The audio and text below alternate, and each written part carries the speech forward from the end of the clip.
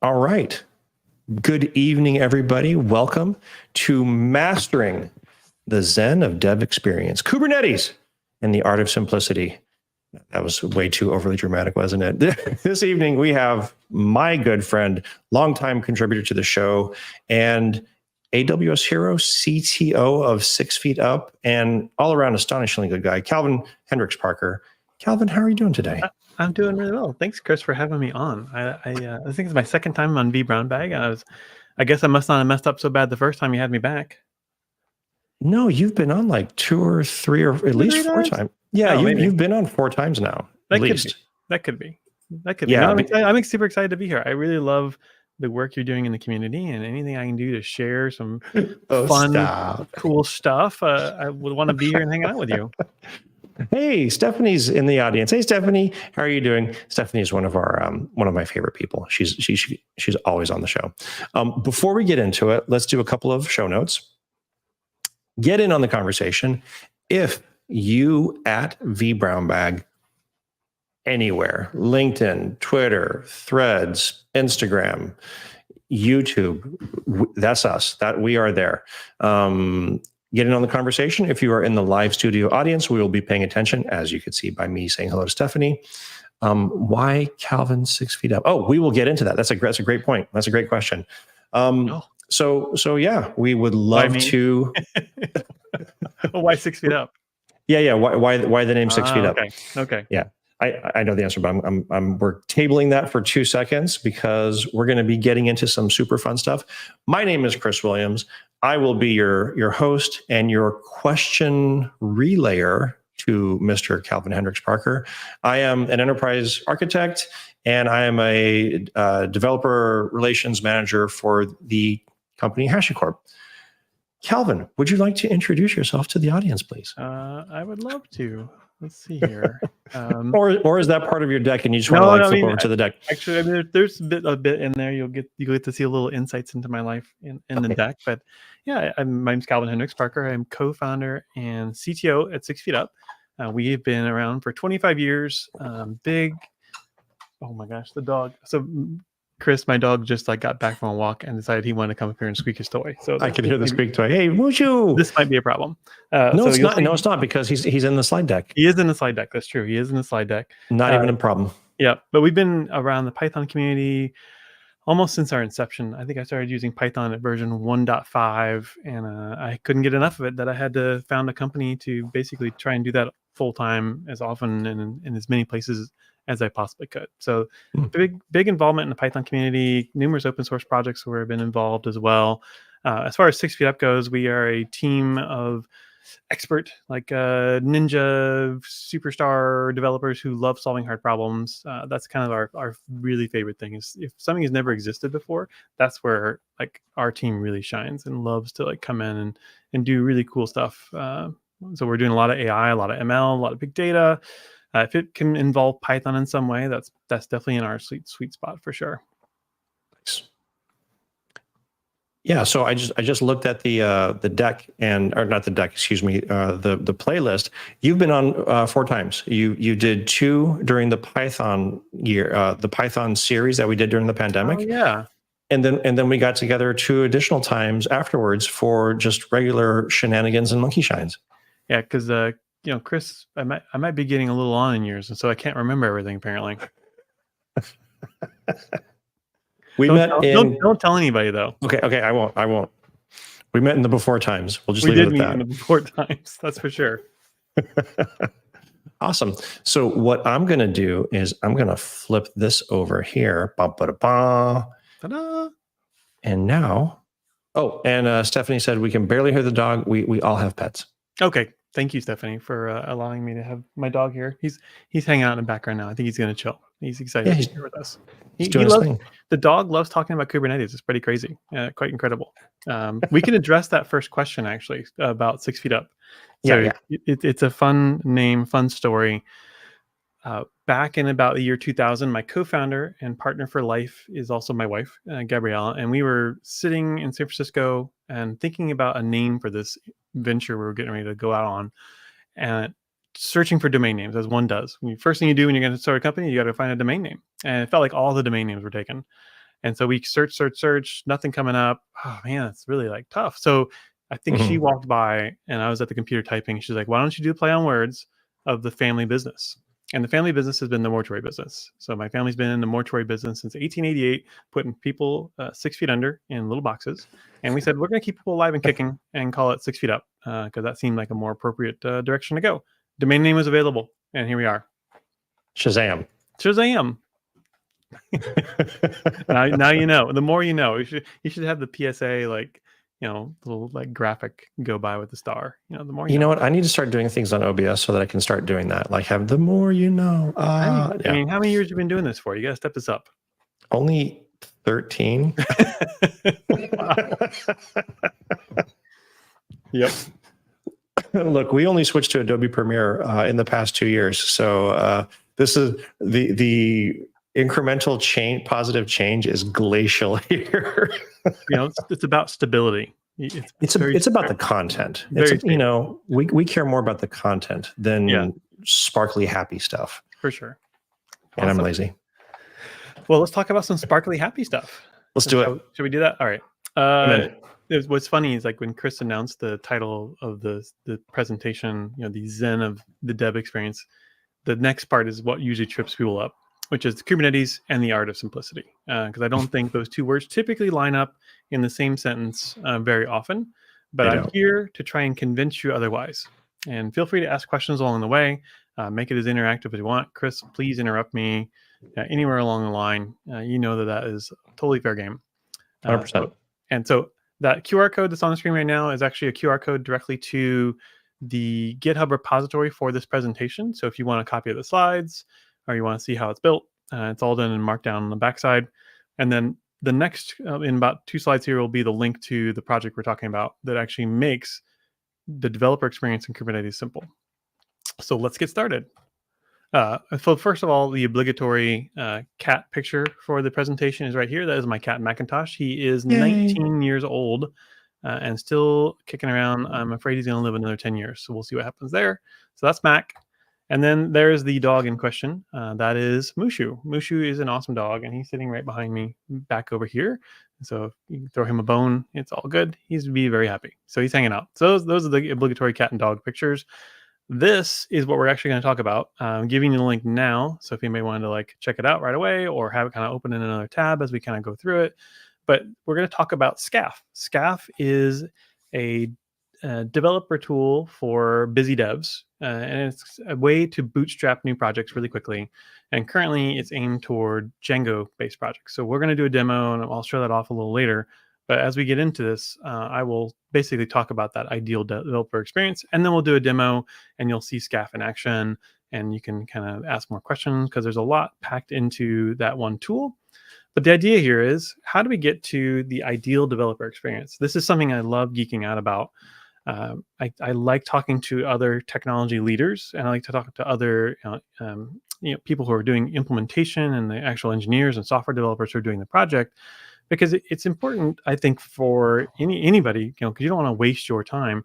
How fast can a developer get started on a project? Or how fast could a developer onboard onto a brand new team and produce their first code that could be in a PR, off onto some staging, or even into production?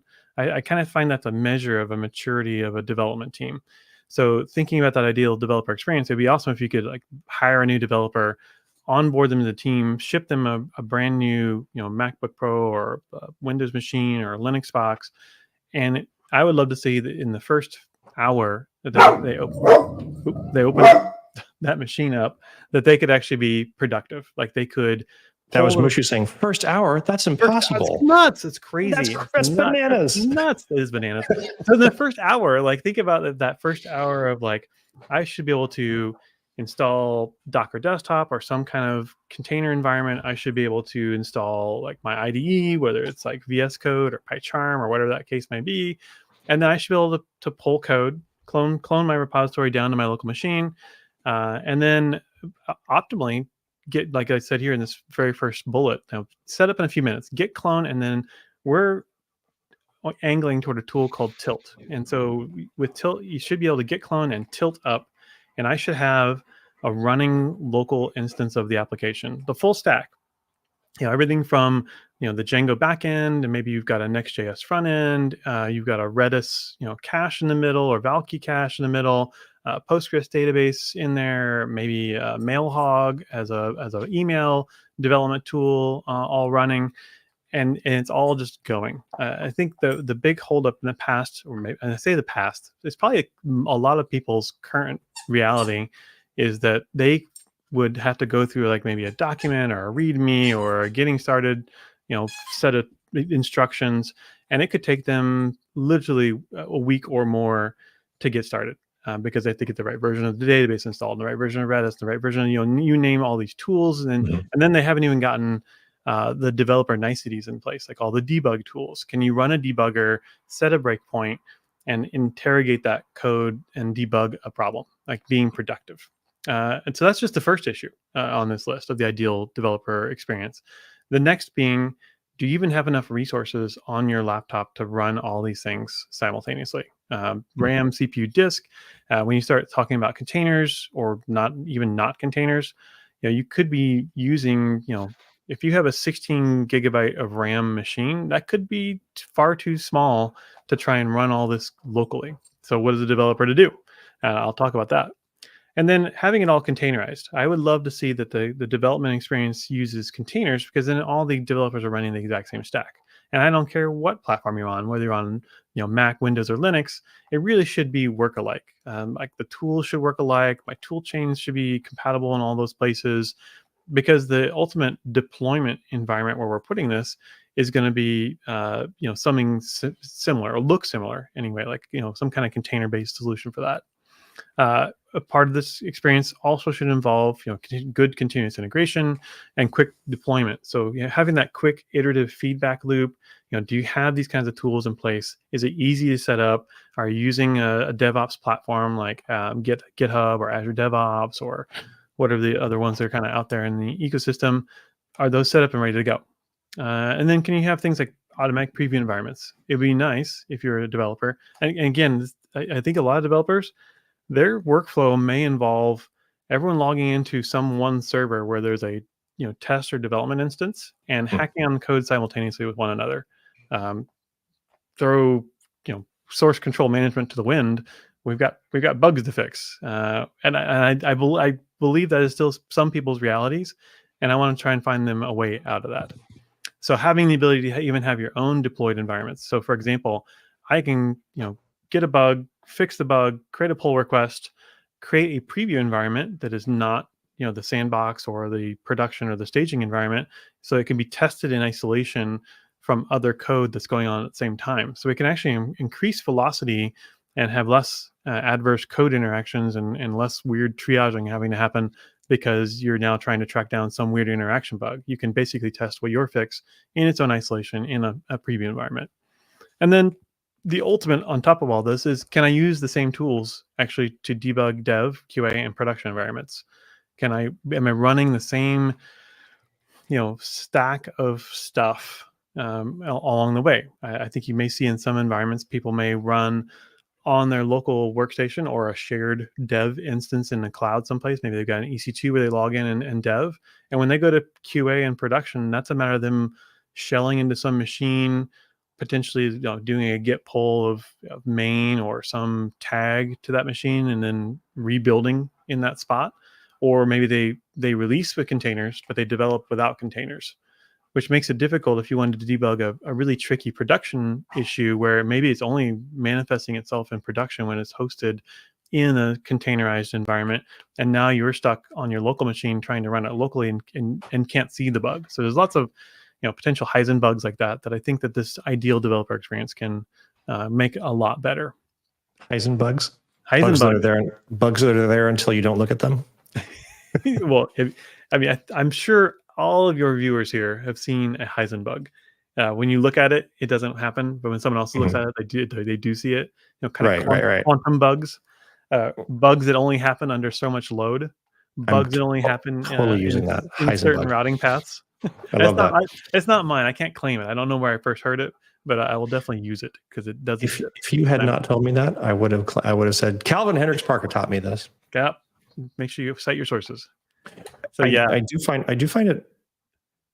It seems. I mean, when you said it out loud, I was like, do people really do that? Yeah, doing things in containers, but then in production, it's not in containers. yeah, that happens too. Yeah. Okay. It's a thing. I don't know if I can't see the show of hands because obviously we're doing this virtually, but I bet there are folks watching right now who are doing all those things and having trouble with all those things. Okay. So, all right, what is a good open source developer to do? Is to scratch our own itch. Like we feel like we have a lot of experience in this, and we would love to be able to solve this kind of problem.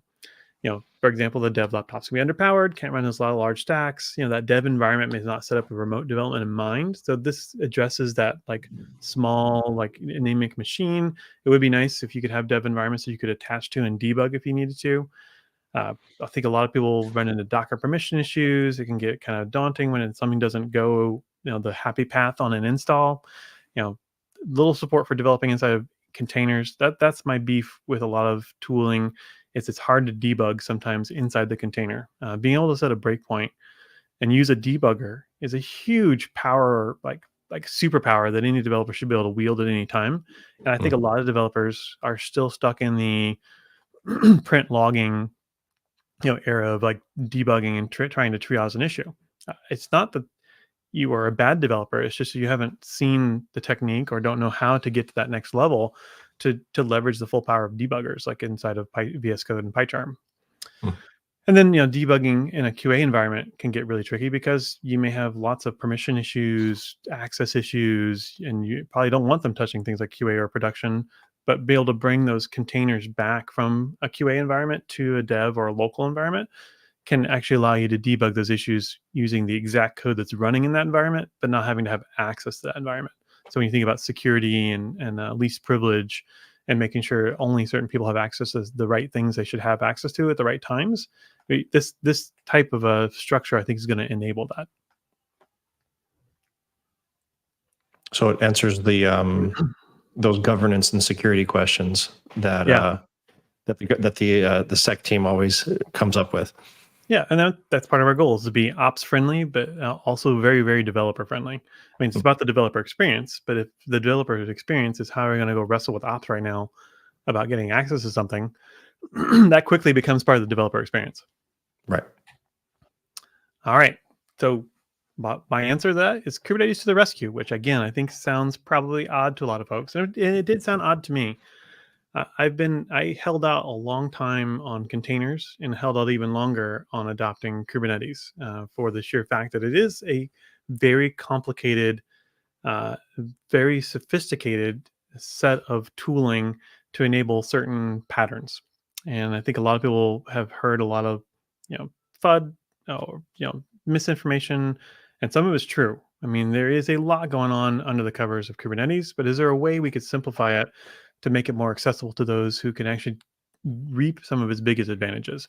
I know that, they maybe say like, well, my software project is too small or a very small development team. Maybe we're only a development team of like one or two or a handful of people. I claim that this can still apply to even those size teams. And I think a lot of folks know that Kubernetes was developed by Google as kind of their orchestration layer for the things that Google does behind the scenes as their internal project called Borg, and then they released the open source version of this called Kubernetes.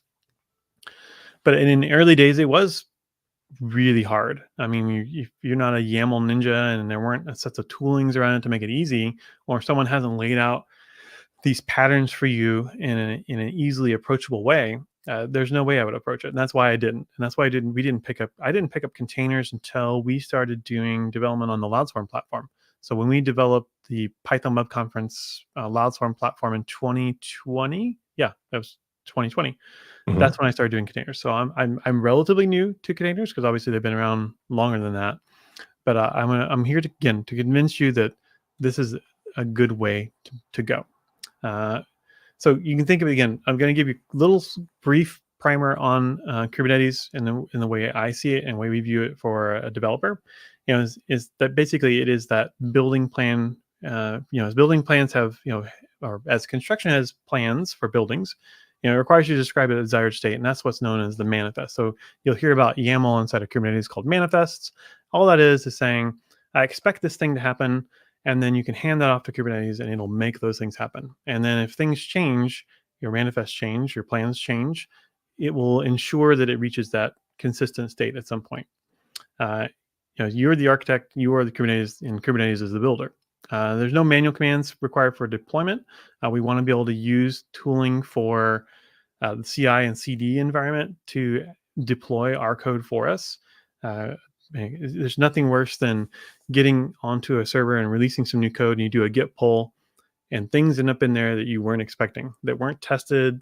They just got pulled down from the Git repository, and you just rebuilt onto that mystery set of code. It'd be nice to be able to deploy something that has been built and tested in one environment, and then deploy that over into your production environment with no changes to that container. So what you are deploying, you are sure is going to work.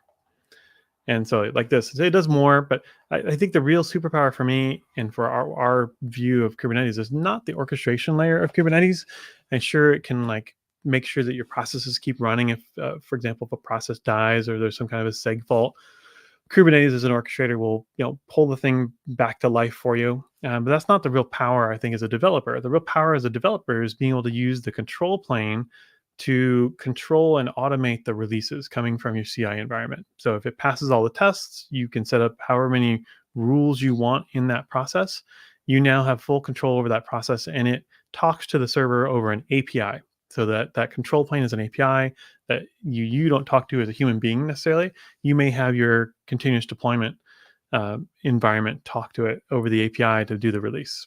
So that's why I like it, because it's basically that controlled, automated, click push button, release process. And no humans typically get involved in that, other than they test, they approve that, that they've closed all those bugs.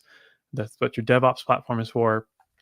And once it's passed all the tests, it gets released, which is nice. You can just merge that, PR, that branch, or whatever the case may be, and it will move the containers, the same container that you tested, into the new environment. All right, let's take a quick look at some what's going on behind the scenes when it comes to the Kubernetes. Actually, what I'm going to do is we're going to actually build a whole environment here from scratch on the file system. I did a quick first run I called vBrownBag 001, but we'll do another one. So I mentioned at the very beginning that we're using a tool called Scaf, which is an open source project to scaffold out brand new projects. So we're going to do one from scratch. So you can see there's a vBrownBag up here. I'm just going to do like vBrownBag 02. So it's fresh, brand new instance. And you'll get to see kind of a feel for this. And then we'll look at the Kubernetes manifest. And then we'll go into a bit more of a developer demo part of this afterward. So this actually pulls a container in. And then if you're familiar with the cookie cutter project, it's basically a way to scaffold some templated code to put onto the file system based on these questions. So in this case, I've got project name and slug. I'm going to answer the defaults here are all going to work for us, but it allows us to set up some things like what's the name of the project and what's the project slug and who's the email and what domains are for, or what times is the thing hosted in. Am I going to be hosting in AWS? What region? Maybe I can set my account IDs so they could do a release automatically for me once it's all done. Mail services. Do I need to use Celery or Sentry? Those are all options you can kind of bring in here. You can configure it for different DevOps platforms along the way as well. So in this case, we're going to use GitHub. We're using it under the 6up org, and we'll call the repo vBrownBag 002. And so it sets up a repo URL. And when it lays down these files on the file system, it actually goes in and inits the Git repository, because that's one of the things I always forget to do when I'm starting a brand new project.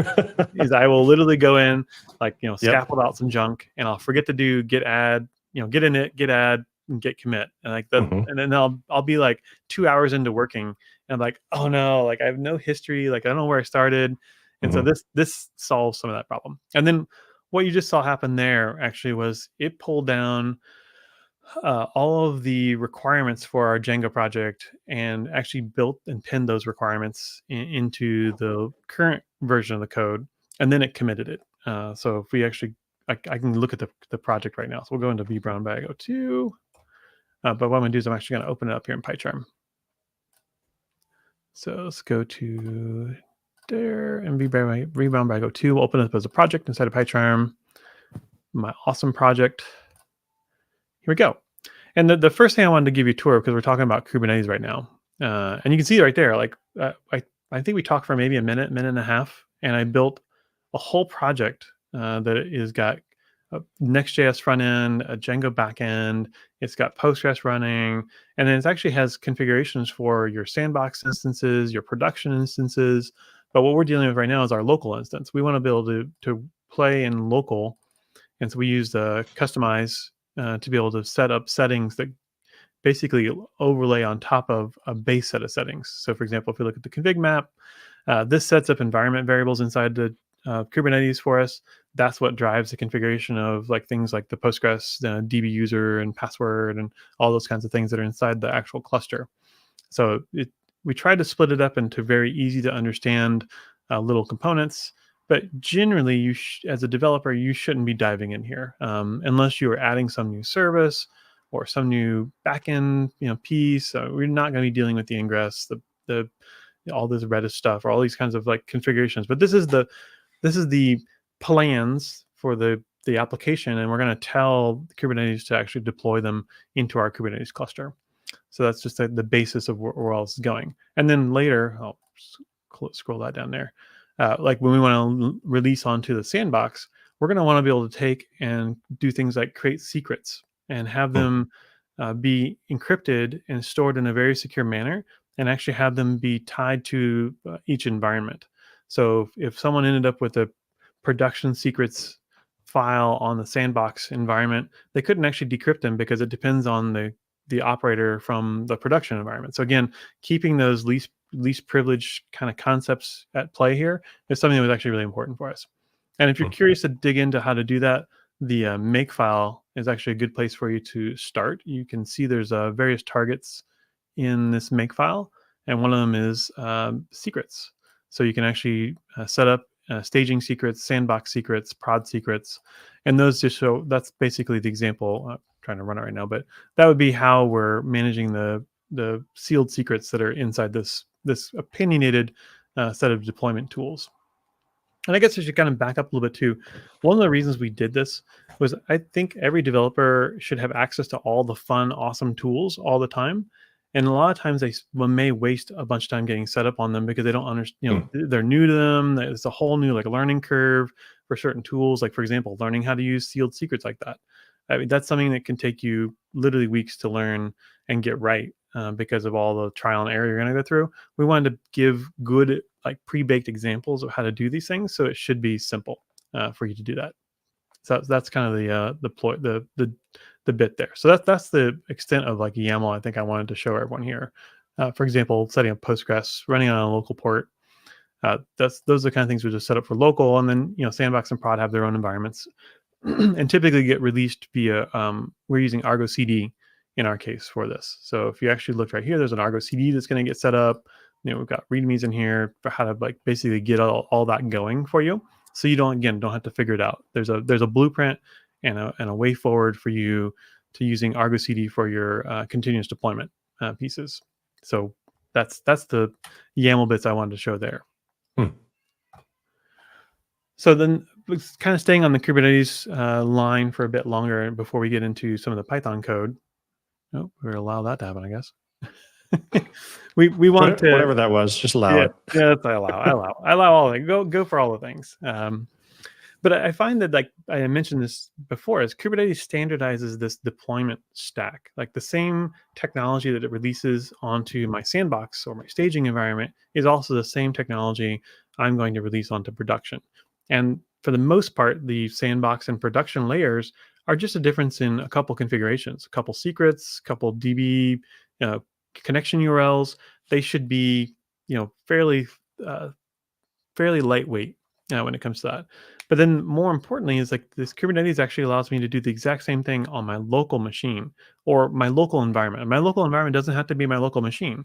If I've got a machine that's only got 8 gig of RAM and it's barely a text editor, I should still be able to be productive. Like I can actually launch this into an EKS cluster inside of Amazon or EC2 instance or a DigitalOcean droplet and spin up a Kubernetes cluster there that is my local environment. But I've got my kubectl set up locally to point to it. And so all my tools will now point to that thing in the cloud that does have more resources and can run the whole stack of software where I can't possibly do that on my local environment. So this Kubernetes gives us the ability to switch, like you're mentioning at the bottom, from a local to remote development environment and back and forth. So that same technology allows us to release at a really consistent and reproducible and repeatable way. Gives us the same technology allows us to do development on a local dev environment, which is local or remote. Doesn't matter. I don't know if you had any more questions on that part, Chris. One of the questions that popped up was there was a section where it was asking you for AWS account credentials. Yes. That is what you were just alluding to just now of being able to either spin it up locally or spin it up in an EKS cluster. Correct. With those first questions up here where I asked, here, I just went by them. There it is. Like, for example, asking for account ID, we use Amazon's, I can't remember what it's called, their SSO. It used to be called Identity SAML or whatever their SSO thing is. So putting in the account ID and then SSO, logging in, doing AWS command line SSO authenticate. Now you're authenticated. You have access to whatever that account ID may be, and that account ID could be your development account organization, or maybe you've got namespaces inside a single account where you're doing that. But we're not asking for any kind of secrets here, right? Because we want you to use like things like tools like SSO to be able to securely and safely do that kind of work. Claim Your Freedom said Identity Center. I think that's right. That's it. Yes. Yeah. They changed the name. It used to be something else. So they're sneaky like that. They are sneaky like that. They rarely get rid of anything, which is good, but has happened recently. Cool. Well, I'll kind of keep rolling here so I can get into some of the Python stuff, which will be more interesting. I did want to give, again, a little more background on Kubernetes and why it's interesting from a development standpoint. When you talk about Kubernetes, you'll hear these terms: nodes, services, deployments, and pods. And you could think about nodes as just a server, a host, whether it's a bare metal piece of equipment you have in your server closet, or if it's an EC2 instance up in the cloud, or even if it's EKS and they're managing the nodes for you. That's just a server of some kind. So you'll see here, there's like a node here with 4 CPUs and 8 gig of RAM, and you can have n number of nodes that can spin up and join the cluster and participate as you get more load. The next thing is pods. So a pod you can think of as a running copy of your application. So in this case, we can deploy some number of pods. So you can set replicas equal to 2. And if you have 2 nodes, you'll get a pod on each node. And same thing for the front end here. I got the React or the Next.js pod. That's just running an instance of those containers in kind of a name inside that space. And then you've got, you'll see up here the services like front end and back end. Those are just shortcuts for easy ways for you to access the things running in those pods. So if you've got a service running like the back end right here, it's running on port 800 and the target port is 8,000 and the target port is 8,000. Then when you ask for the backend, in this case, if it's named Django, it's going to load balance those requests across all the pods that are on all the nodes. It's actually not super complicated, but I think a lot of times you need to have those terms, kind of laid out in front of you so it's easier to understand. And then inside of a cluster, you'll have context. So in our case, a cluster is a context. For example, if you're using a development environment, that would be a dev context. So if I did a kubectl config get context, you can have many contexts configured on your local command line tool. And if you change between those contexts, you may be talking to something locally, or you could be talking to something off into the cloud. So for example, you may have development locally on Minikube or Kind. You may have QA on K3s in an EC2 instance, so like a single node, very small, very lightweight Kubernetes cluster. And you may be putting production into a hosted managed Kubernetes service like a EKS or GKE or AKS, so that you can leverage the knowledge and the backplanes and control planes that are coming from those providers and their flavored versions of that managed service. That's all context is an easy way for you to move within the same command line between those different like places where it's running, different clusters. So those are your contexts. So each cluster is a different context. And then namespaces, which if you're in the Python community, you will know that namespaces are one honking great idea. make sure you go and read the Zen of Python. If you aren't familiar with it, you can just write Python -m this. If you import the this module in Python, you'll get a little Easter egg, and that's one of them. And the idea is that inside of one cluster, you can actually have many namespaces. So I could launch 5 copies of my application, even though they're all called the backend service, are all called Django.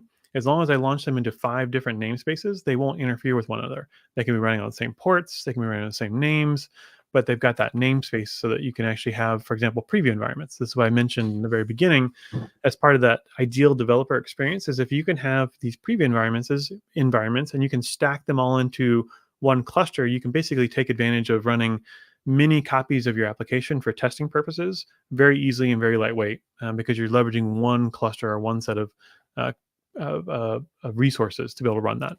And so you can look at a specific cluster or context, get the namespaces, and see like feature X and feature Y are 2 separate running version instances of the whole stack of application, but one's going to have like the PR or the pull request for feature X and one for feature Y. So just an easy way to run the same stuff in the same spot without having to worry about all the port numbers. Because again, if as a developer, if you've ever tried to run a second copy of your app on your local machine, you have to go change the port numbers so that it can actually start up. Otherwise, they're both going to try to bind to port 8080, and you won't be able to do it without having to make hard-coded hand modifications. So this gets us away from those hard coding, like hand modifications locally. And so some people might ask, why not Docker Compose? Calvin, you seem all excited about containers. And I hear Docker Compose does containers and it's built into Docker. And it is.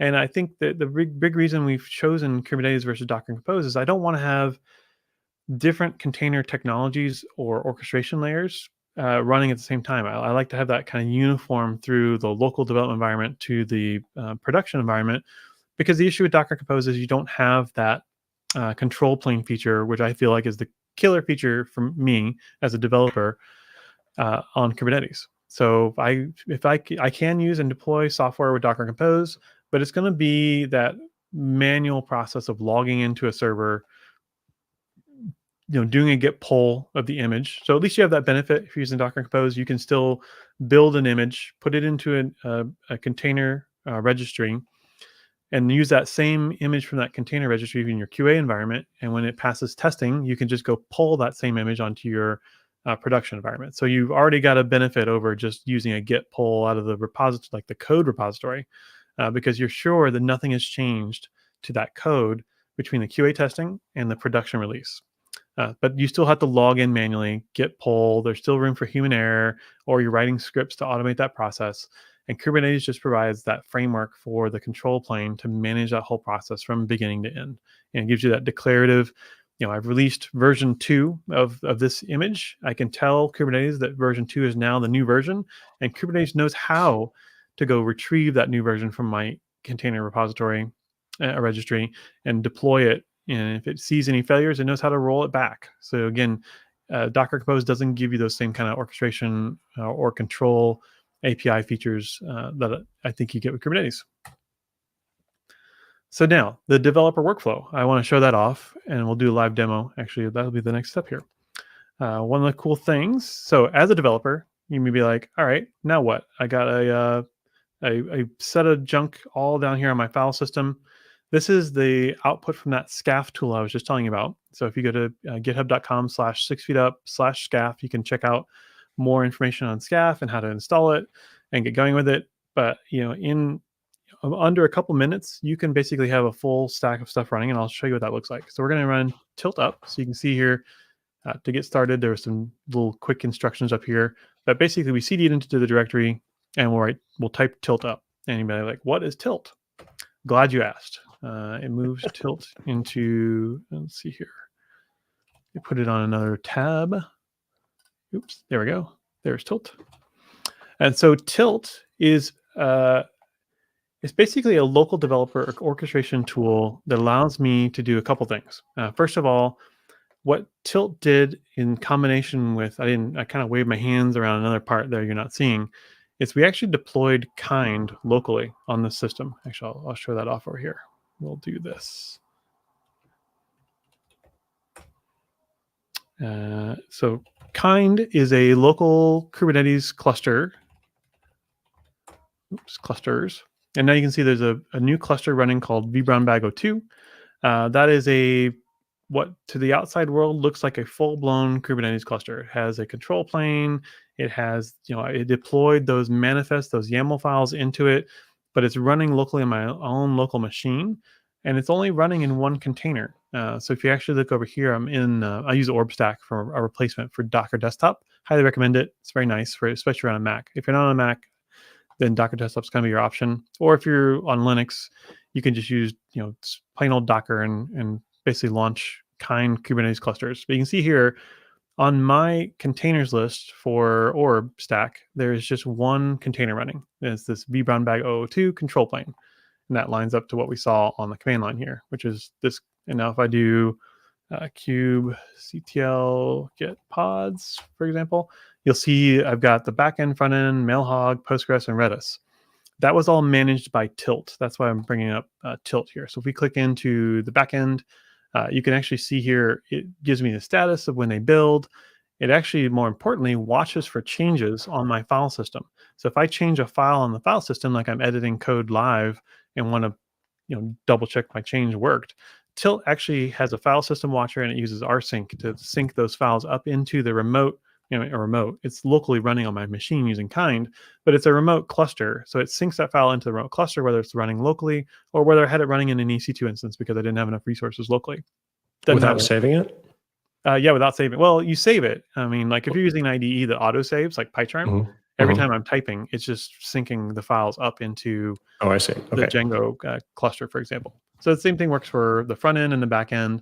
And if you change, for example, the Docker file, say you add a new dependency to your Docker project, like your Django project, now depends on requests because you're going to be making calls to some API, and you add that as a requirements file, you're going to need to rebuild the Docker container so that it can pick up your new dependency. So when you make those changes, you can see here there's this initial build.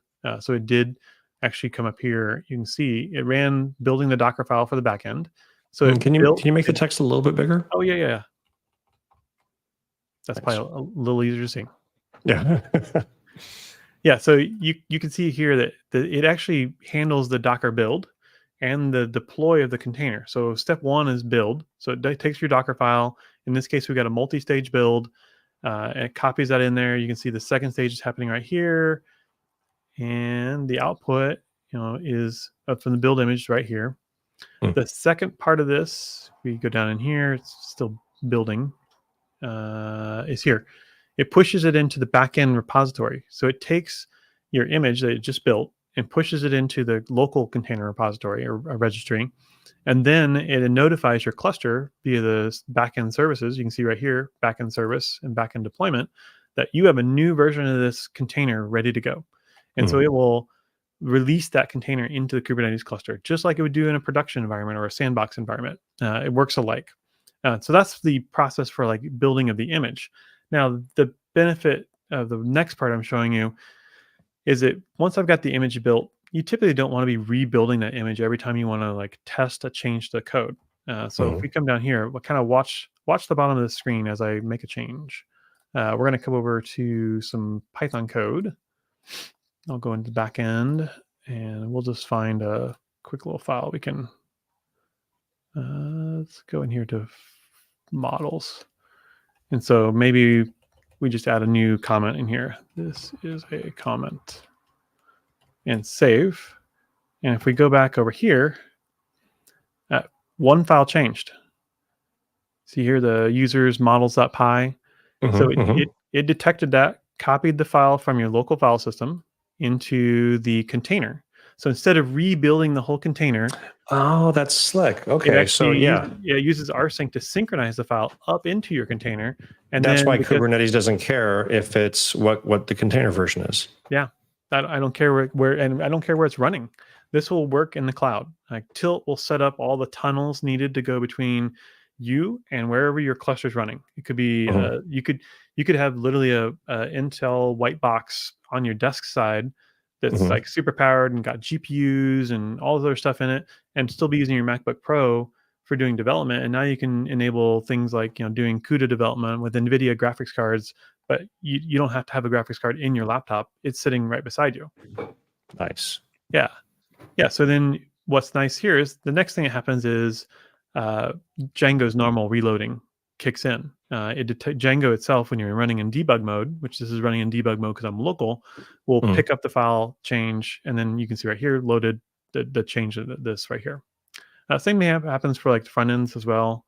Like if we go into the templates and look at the let's look at the pages. We'll just edit this about page real quick. Oh, I guess I need to get base dot. Oops. Where's that at? Here it is, base.html. So it's like I'm trying to find the standard like text chunk. Well, here, I'll look at it real quick in the site so you can see it. It also gives you a nice little link right here to like, localhost 8000. Boom, you've got your brand new SCAF power. So I'm just going to search for the word brand new and change it to something else. Brand new. Here we go. Open that up. And so Base. Really cool. Brand new. And then we'll come over here. And if we refresh this page, you can see this is hosted in a Kubernetes cluster. That got pushed up, updated all in real time. And another nice part you're kind of maybe noticing this right here is like this sidebar over here is the Django debug toolbar. So we can put all the developer creature comforts into our local version of this. But when we deploy onto staging, sandbox, production, you don't want any of that stuff anywhere near your code. Yeah, because you don't want any developer tools to be released as part of like that security surface area. And you don't want any other command line tools typically released as part of that surface area as well. So that's some more opinions that we have as part of our SCAF project and the stuff we do. Let's go back over here. And the last bit I kind of want to demo, unless there's any other questions about some of this piece I just showed, is going to be debugging. Because that's a really important fact. If people don't know how to use their debugger, I highly recommend you invest a little bit of time and look at some tutorials online. If you're using PyCharm, my good friend Paul Everett does some awesome videos on PyCharm and how to do that. He does, doesn't he? He does. I'll give him a little plug there for that.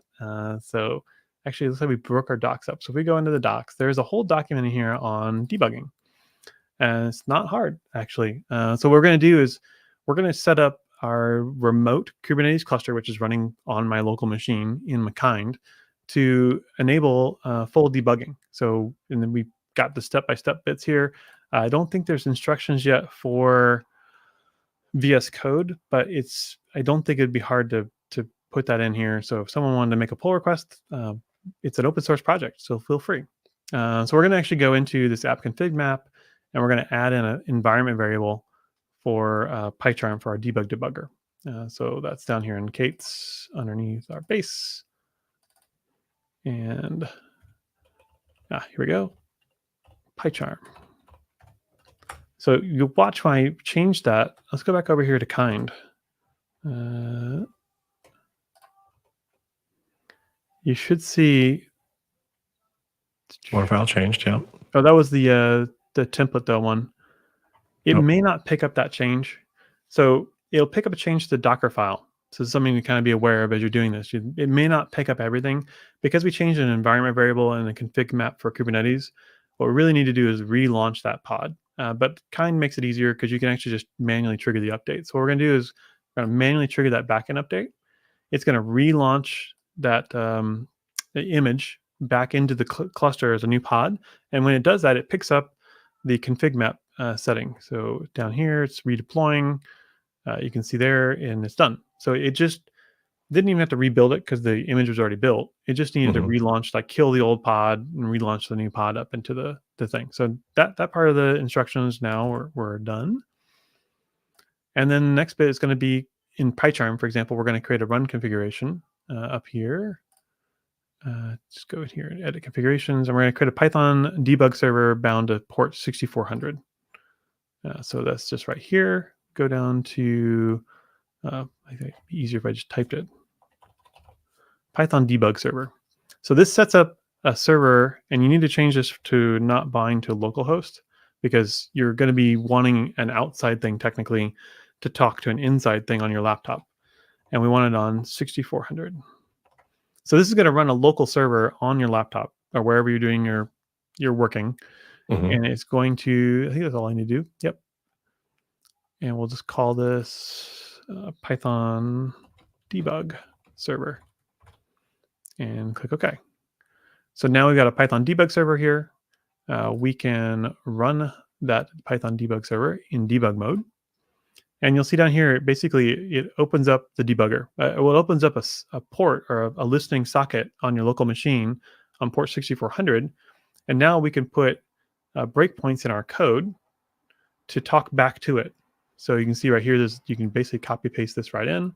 Should just work. We'll see. And if there's then later I'll show you. Well, let's add this code in here first. That way you can check it all out. Let's go in here to views. And I think we'll add it into our user detail view. Yeah, we'll probably do that. Oh, another thing we need to do, since you've just set up this new instance, is you're going to want to be able to do things like set up your super user. Like in Django, you typically would run create super user. We don't do that part for you, so you still have to do the create super user piece here. But we do make it easy because there is a make file target. So if you just type make at the root of a SCAF project, it's going to give you a big honking help basically for it. And what you want to do is you want to get on a shell on the back end. So you can see here, shell into your running Django container. So if you just type make shell backend, look at that magic. You are now in the Django running container inside wherever it's at, whether it's remote or local, you're inside of it. And we now have the ability to run our manage, so if we just run Python manage and create super user, the magic just works. So I'm just going to create a user called admin org and a really super secret password. Oh. 1, 2, 3, 4, 5, 6. It's the same password on my luggage.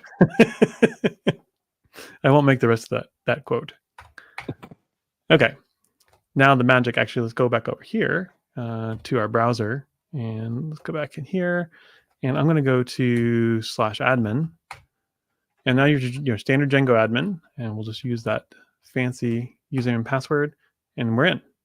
We've got our Django administration is in and if we click on view site, you can now, you're logged in. Like you can see your profile, you can view my info. So this is actually where I was going to now put a breakpoint so I can debug editing of this like name of user admin my profile. So this should be the update user view. So user detail view, it's like magic. So if we go into update view, get success URL, get object, let's see if I think this should, if we put it right here. Oops, not that part. Let's put in this part. So that's our debugger. Connect to debugger. Yeah, maybe we've got some like more code here. Whoops. I'll just make some bogus code here that we can like step through if we wanted to. Foo equals 0, var equals foo. It's obviously not great code, but it will hopefully demonstrate the point. If we go back over here now to our tilt, we should see the views changed, which is super awesome. And we are running now in debug mode. Don't make me a liar, this should work. If I come in and put a breakpoint here now, at this point in my editor. So I'm using the editor's breakpoint feature, the editor's debug feature. Let's see, this is like flying without the wire, right? Come back to my profile, my info. So they see how I click my info and nothing happened? I come back here, it's like, hey, I'll just see if we can I think we can auto detect. And it's going to be like, how do I map from the stuff in the container to the stuff here? I think that's good enough. And then if we continue, like just step, I think I have to click continue once. There we go. I am in my debugger, in that view, right where I put the breakpoint. And I can now step, into or over. So I step to var equal foo. You can see right here, foo equals 0. So Mhm. I'm using a debugger, but the code is not running on my local machine. No, it's right. Technically, Yeah, it's in a exactly. Kubernetes cluster running in a container. And I think this part trips a lot of new and experienced developers up. It's how do I get that to work? And once you get that to work, you get all this awesome stuff here. For example, you can see that self is, all the editor stuff starts, just popping, and you're like, this is amazing. I want to be Mm. able to view the requests and all the things that are going on inside there, so you can see the cookies, and like you can dive deep and travel through the code and really get to the heart of why a problem's happening, because sometimes you end up with a Heisenbug, and sometimes you're going to need to be able to step through code like this to be able to even figure out what's going on, and that's how you do it.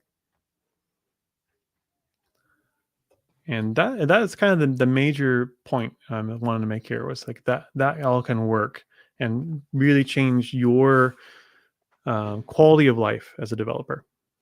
Awesome. So a couple of questions. Yes. First question: What?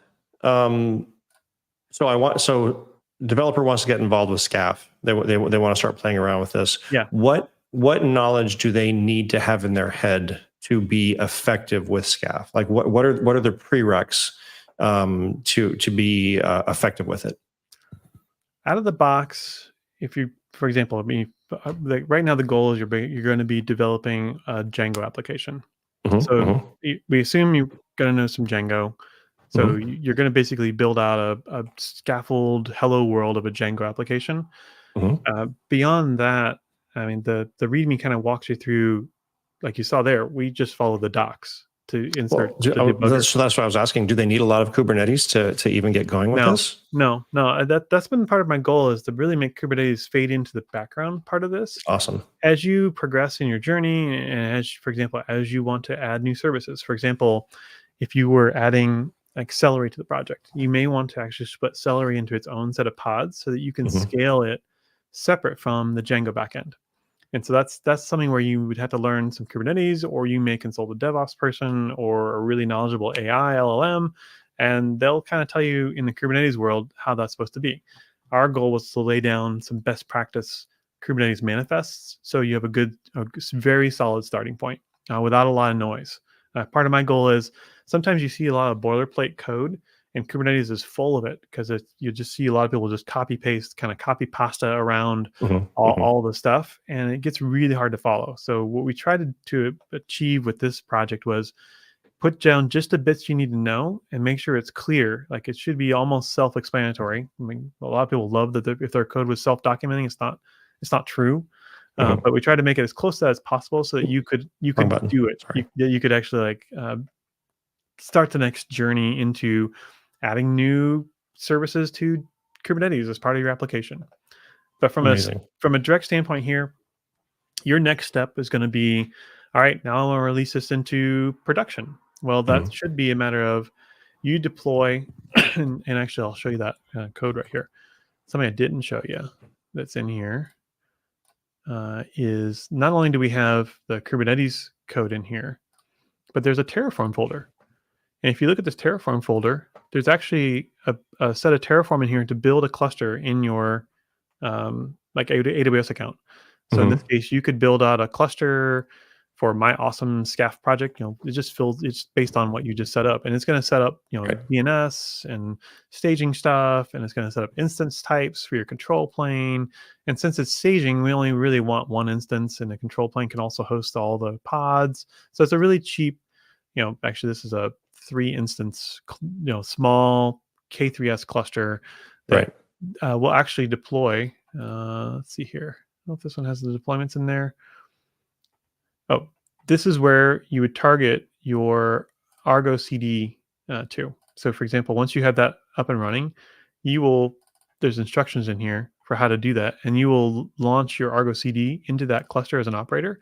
And Mhm. now, as you change code and commit code, and depending on what your branching policy is for Git and your GitOps, as you merge code onto, for example, a staging or a sandbox branch, Mhm. it will automatically build. That's why GitHub Actions will build the container, put the container into ECR.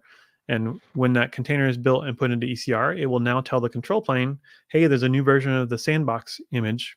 And then Kubernetes orchestrates the release of that code. That's the next step, and most of that's all outlined here for you, at least as a starting point. Very slick. Very slick. Yeah. The other question that I had was, if somebody's already got in a project up and running, how easy would it be to port it over to here, or is this more for greenfield starts? Again, it depends, but I think if you had a Django project and you were already using containers, like you already had a Docker file and were already building, you could sub your backend. Let me go back over the code here. You could sub out in this structure. You could basically lay down this structure on your file system and then sub out your Django project into the backend right here. This is a standard Django, project with config and settings and the requirements files for it all right here. And then there's the apps for this Django application. So the Django project is called vBrownBag2, and it has a users app in there and a utilities app in there. And as you create new Django apps, they would just start lining up right inside of here. So you would just drop your stuff in here, and now all the build tools can build your stuff instead of this stuff. Right. I wave my hands there quite a bit. Sure. No, but it could be, you can still use this as the recipe for getting you into this new world. Yeah, no, I totally get it. There's a lot more to it than that, but there's it's a lot going on here. And you wouldn't want to do it for a giant Django project that you've been running for years and years, but you may want to move that direction. You may want to be able to move off of your current hosting. Maybe you want to go from GKE to EKS. Like, I think the nice thing with Kubernetes is it gives you some more flexibility. This setup also allows for, maybe you don't want to run your Postgres database in your Kubernetes cluster. Fine, we can run it. We can add Terraform into this code right now to spin up an RDS, and then you just go change the environment variables in your config map to point to the RDS instead of your own clusters database. Right. So it gives you options. Like, sometimes it doesn't make sense to run your own database. You may want to rely on Amazon's managed versions of those services. Same thing for the Redis or Valkey. Nobody wants to run their own database. And you can make this Kubernetes cluster pretty much read only. You could remove any bits in here that write to any kind of volumes inside this cluster. Like, you could actually, out of the box, this will use S3 for static and media files, no matter what. You could add into it a min.io locally and just change the environment variable to point to your min.io instead of S3, and away you go. Keep it all local. Yeah. Keep it all local if you wanted.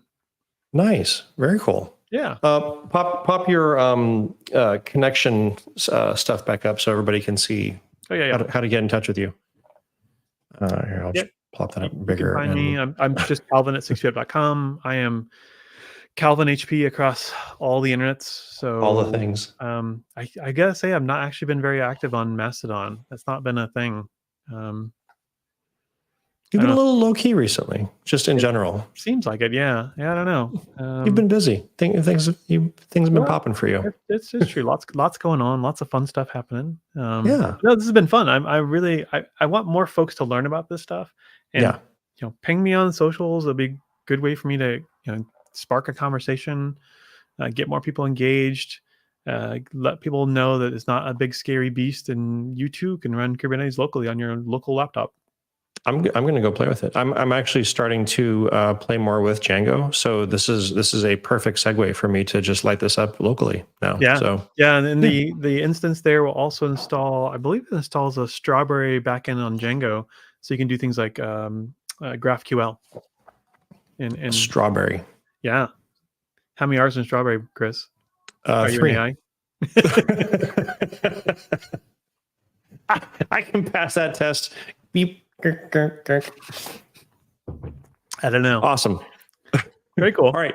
Well, so while we were doing this, I have a little giveaway tool that I roll the dice on, and everybody that has contributed in the chat channel gets to be put in as a submission to win the prize for the evening. And the winner this evening is Miss Stephanie. Stephanie, you are the winner of the $50 of AWS compute credits. Congrats. I have your LinkedIn I have your information via LinkedIn, so I will DM you the code for this evening's prize. Yay, Stephanie. Yay, Stephanie. And she had a great question about the origins of the name. Yeah, exactly. Claim is asking, what is the arcade game in the background? Oh, another good question. We did that arcade game for PyCon 2018 in Cleveland, Ohio. So heavy. That thing's so heavy. Chris I hate you. Chris has literally carried it. So it's a retro Pi, running inside there. But I love the game Galaga. So the artwork on the back side, all on the sides of it, are all Galaga themed, but it actually says 6 feet up, like right up there in the lit part. So it was a 6 feet up gimmick we did in our booth at PyCon, and the high score for the 2 days of Expo Hall on Galaga won the door prize. Mm. I mean, I'm not great at playing it. I just love the artwork and all the stuff that goes around retro games. You can't quite. And then I had to schlep it to the after party. You did while you were wearing your pants, and I can't carry it because I got my sparkly pants on, Chris. I can't carry the thing. No, actually, that after party, I was not wearing sparkly pants. I was wearing tuxedo pants. Come on. Whatever. My pants. I can't. Chris, my pants. I can't. My pants. You got to carry it. My pants. Outrageous. All right. Chris is a great roadie. I highly recommend him. If you ever need a roadie, just call him up. I miss you. We need to hang out more often. You're not coming to reInvent. I'm not coming to reInvent this year. This is unacceptable. No, I'll be actually. If you're in San Diego, I will be in San Diego next week for the 7 CTOs 0111 conference. So if you're in San Diego, give me a shout out and maybe come by for a drink. I will not be there, unfortunately. My next thing is this is an invitation to anybody in your crowd. Oh, okay. So the next thing that I'm at is KubeCon in Salt Lake City. I'll be there November 12th to the 15th in Salt Lake City. First KubeCon, right? This is my first KubeCon. Yes, that's a good one. It's So several people are already excited about the fact that I'm going to be there. So we'll see how that goes. They said, "Oh yeah, we're going to take you out. We're going to do fun things." I'm like, "Oh, okay." I talked to Kapil this morning, and he will be there. You've met him at PyCon. Oh, tag me up with him. I'll definitely hang out with him while we're there. I know he's going to be there. Claim the way that I got roped into that was because so Calvin was wearing his pants, and so he couldn't carry it. Everybody else was either too small to carry it, or they already had their hands full, so it fell to me. I'm a big guy. I can carry a lot. So you're handy. Yeah. It's handy. I'm handsy. What? No. Handy. All right, everybody. Have a wonderful evening, Calvin. Always a pleasure having you on. Thank you so much. I really appreciate it. We're gonna have to figure out some ways to hang out. Yeah. And everybody have a wonderful evening. Stephanie, we'll get you the credits, and everybody else, thanks for showing up. And we'll see you again next time. Oh my gosh, that's how close to the end of the year we're going. Everybody's saying see you next year. All right, bye, folks.